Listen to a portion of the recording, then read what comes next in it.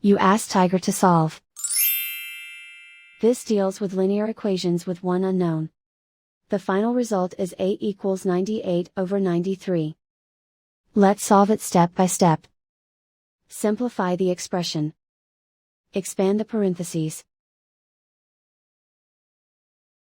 Group like terms.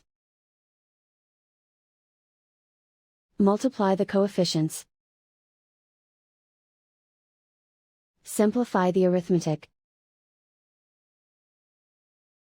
Group all a terms on the left side of the equation. Subtract 100a from both sides. Group like terms. Simplify the arithmetic. Group like terms.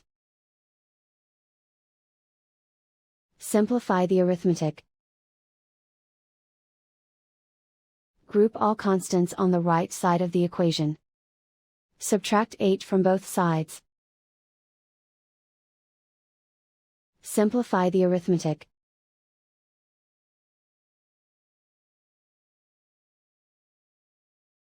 Isolate the a.